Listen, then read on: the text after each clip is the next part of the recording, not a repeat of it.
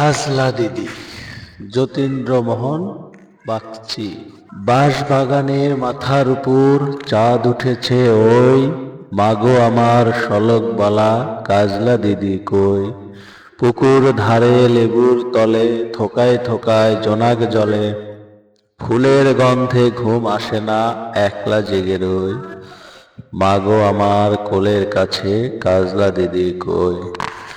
সেদিন হতে কেন মা আর দিদিরে না ডাকো, দিদির কথায় আসল দিয়ে মুখটি কেন ঢাকো।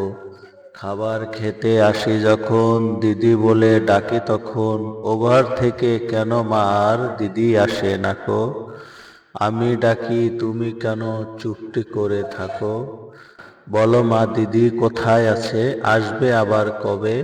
কাল যে আমার নতুন ঘরে পুতুল বিয়ে হবে। দিদির মতো ফাঁকি দিয়ে আমিও যদি লুকিয়ে গিয়ে, তখন তুমি একলা ঘরে কেমন করে রবে।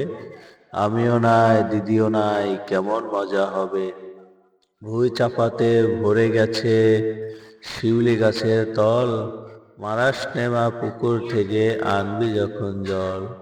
ডালিম গাছের ফাঁকে ফাঁকে বুলবুলিটি লুকিয়ে থাকে, উড়িয়ে তুমি দিও না মা ছিঁড়তে গিয়ে ফল। দিদি এসে শুনবে যখন বলবি কি মা বল।